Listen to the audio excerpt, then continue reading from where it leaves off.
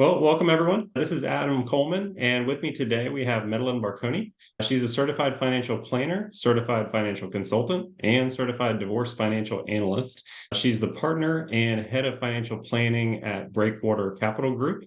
And today we're going to talk a little bit more about her CDFA designation and then all things divorce financial planning. So, Madeline, thanks for being here.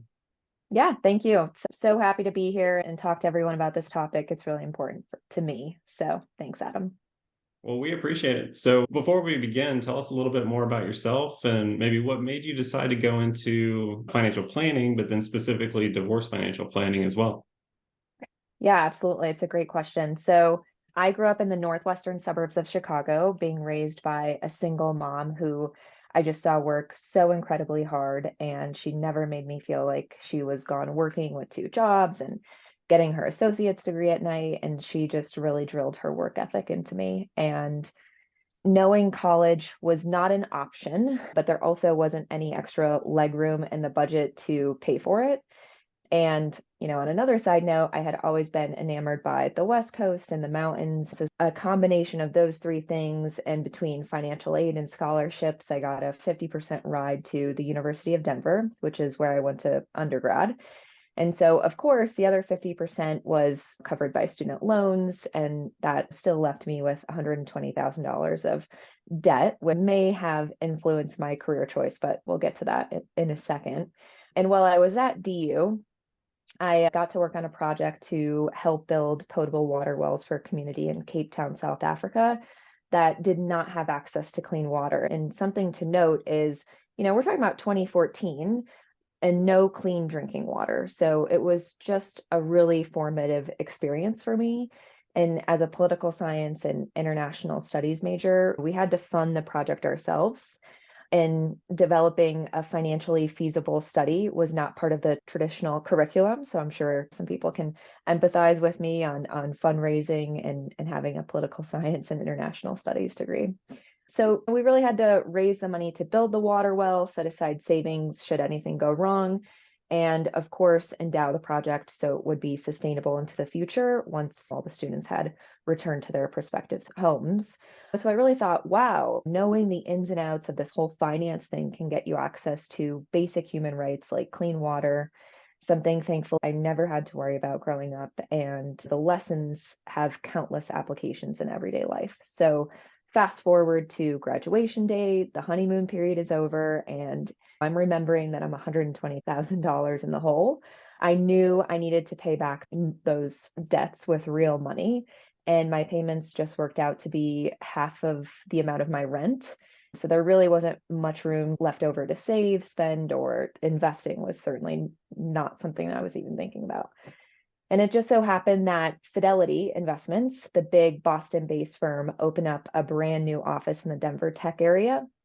And that's where I landed my first real job. I was attracted to the generous benefit structure and the ability to see so many different parts of the financial services industry because they do a lot. And I had spent a handful of years in Denver, another few handful of years in the New York, New Jersey tri-state area, thanks to my husband who is from that area, working with some of the smartest, most diverse, most demanding at times, sometimes a little bit difficult type of clientele, but I wouldn't change that experience for anything. And after 7 years of climbing that corporate ladder, I was ready to make a change. The experience was really great at Fidelity. I have no qualms, and I had a lot of success and learned so much in my time there. I was one of the youngest female advisors taking care of Fidelity's most valuable clients, and it was a special experience, but there was something missing. I wanted to take care of clients the way I thought that they should be taken care of, by building long-term relationships with them and their families through financial planning instead of more of a product focus, and feeling limited by time constraints. And at my peak when I was there, I was responsible for working with 400 families. And you have to think about that from a time perspective. How well can you really get to know these people and their personal circumstances if you're working with 400 families? So I decided to leave Fidelity and join a boutique investment firm in Boulder, Colorado. And my new employer offered me to have the chance to have deeper connections, but the firm had been founded for 20 years. And many of the relationships were with the principals of the firm. So there wasn't that natural connection. So I stayed in touch with my old mentor slash advisor that I had worked with back in New Jersey. And he had left to start his own firm. And half jokingly, half seriously, we entertained reuniting for his firm that he had started. And it had become really clear to both of us that the partnership would be a case of 1 + 1 = 3 kind of deal. So I know that we had shared many of the same beliefs about the client experience, the markets, and he knew what I was worth. I also felt like he was the best person I could learn from in this industry. So I joined Breakwater Capital Group as an equity partner. And fast forward to now, we're off to the races. We manage 420 million in assets for a little over 100 different families, where I focus on helping clients establish better relationships with their money in a variety of different ways. And one of the areas I have a specialty in, as you alluded to before, is supporting clients going through a divorce. Everyone knows that going through divorce is a pretty awful experience. And I witnessed more than my fair share of clients going through this process, totally uninformed or not knowing exactly how to pick up the pieces when the papers had finally been signed.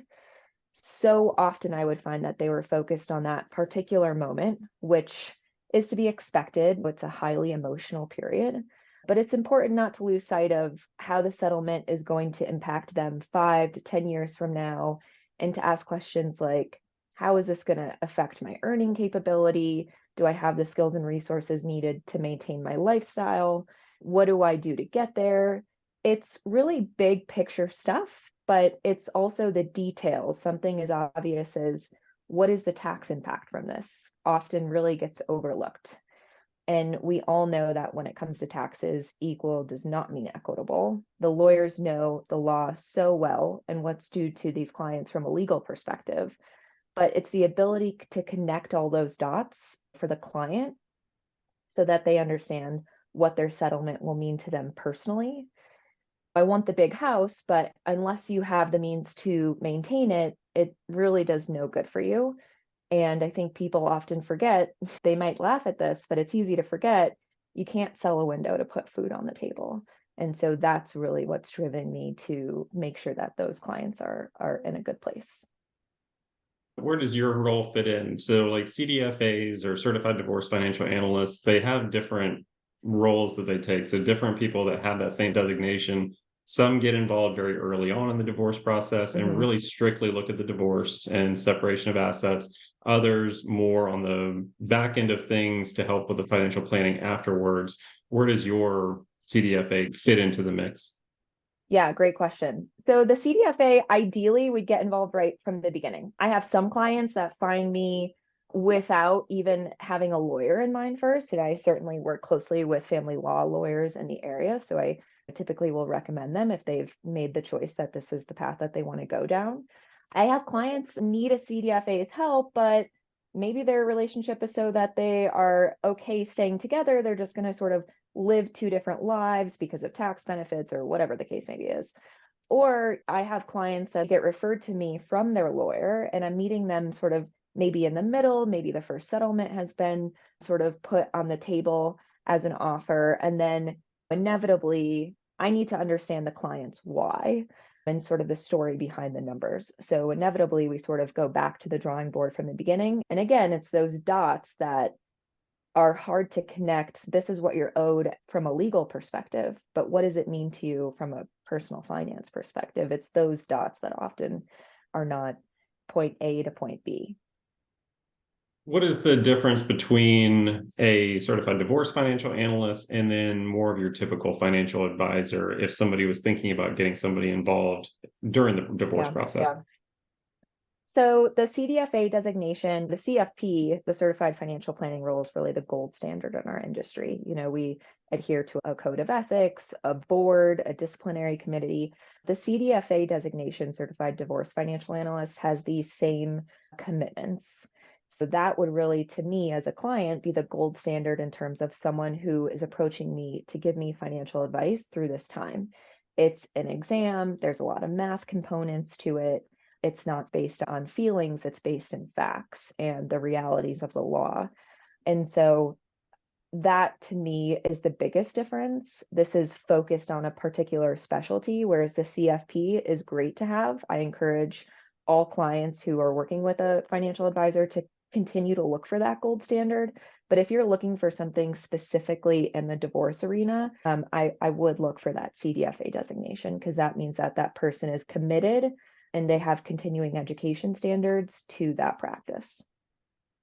And it's just like anything else. I mean, you're going through this process. You don't want a generalist to do something that you Exactly. could get something that's specialized for, again, without additional Right. cost necessarily. It's all kind of part of the divorce process. But Right. having just a regular financial advisor doesn't always quite get you to the same level of speciality as the CDFA side does. Just like you're not going to go through a non-family law attorney. You're not going to go through Exactly. somebody like that just doesn't have that specialty. So you get involved early on, but you can also help with the wealth management side after the divorce is done. So you kind of do both Yes. sides of things.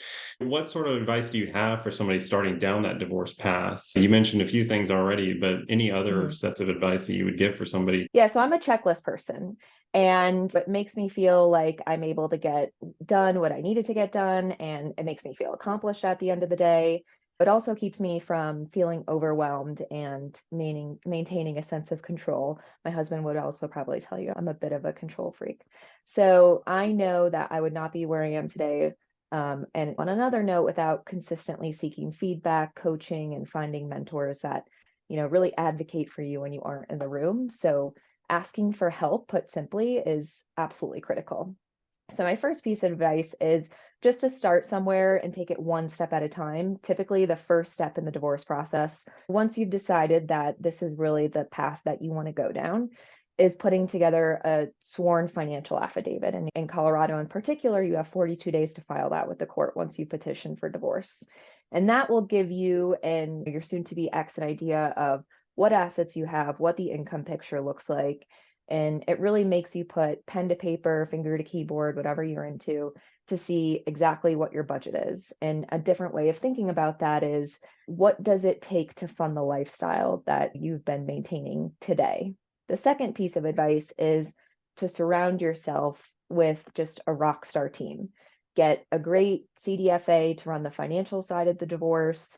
That helps you take the emotion out of it. We really look at it as a contract, a financial contract at that, and a great lawyer who knows the law inside and out and won't allow you to be pushed around, and maybe even a therapist to address the invisible aspects of what can be a traumatic process. And those advocates will help you get to the next chapter of your life as quickly and as painless as possible, knowing that this is one of the most difficult times of your life, or can be. And hopefully clients only go through this once. If you put together a great team, that team has been battle hardened, having going through this many times before with many different clients. Are there any other team members that you see come up on a regular basis, or things that you wish you saw on a more regular basis beyond the typical financial side, attorney side, and then the mental emotional side? That's a great question. The people that I see who come away from this process as unscathed as possible are people who have a great sense of community behind them. And what I mean by that is either a family that they can really count on, and not to continuously dig through the mud on what's going on, but just someone or group of people that can really bring them a lot of joy.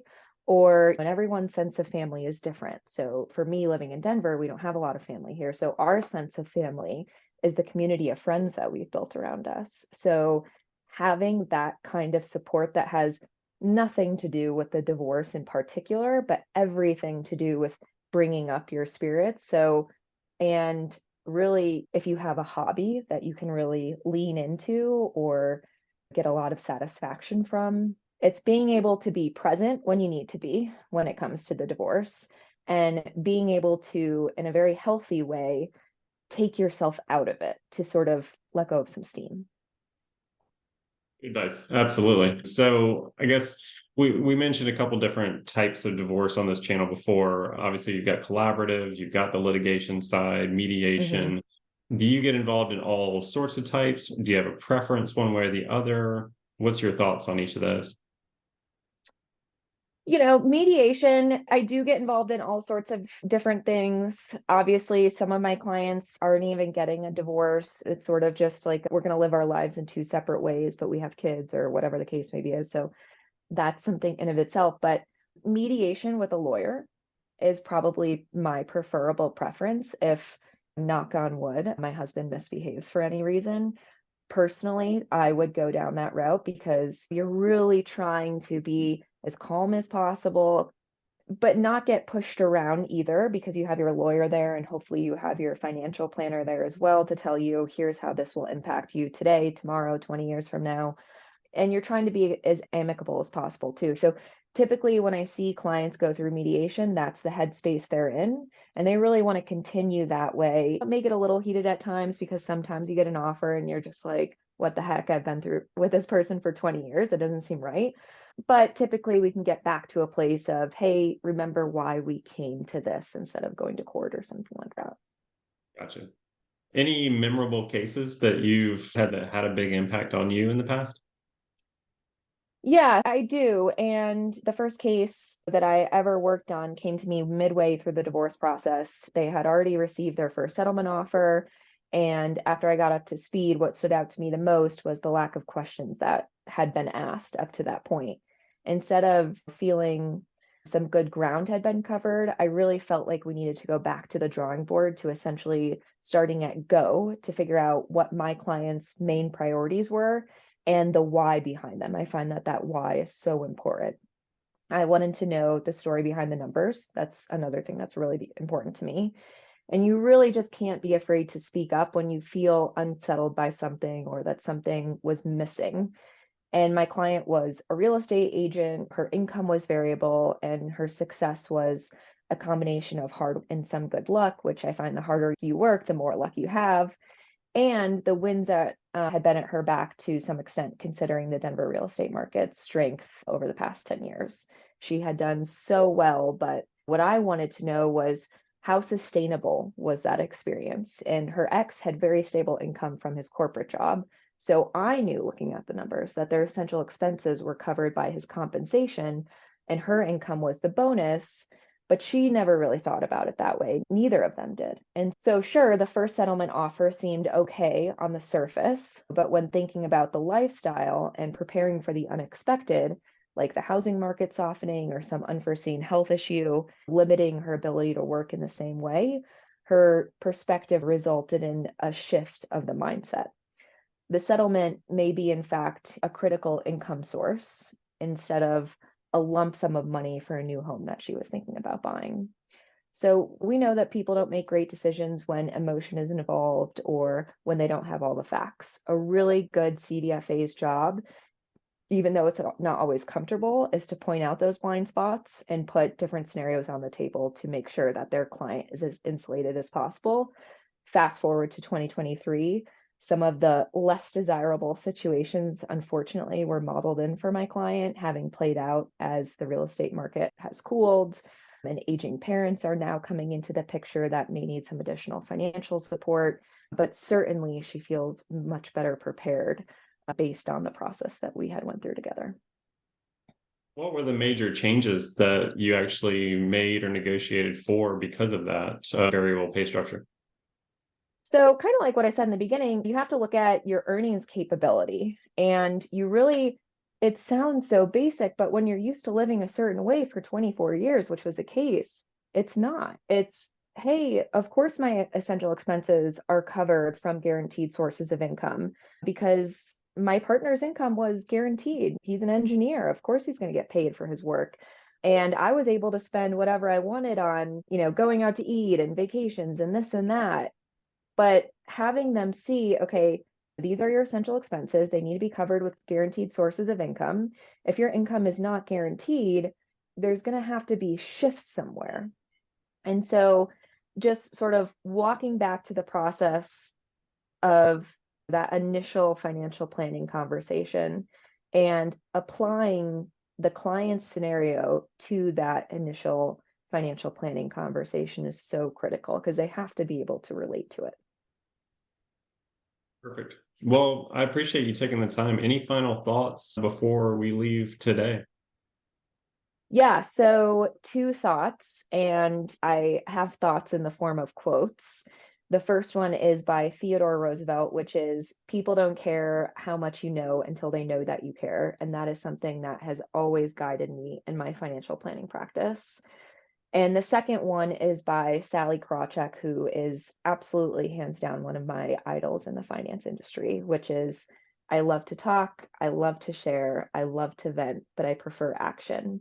And so I encourage anyone who is listening to take action, big or small, to work towards the life they've certainly imagined and just know that your best days are always ahead.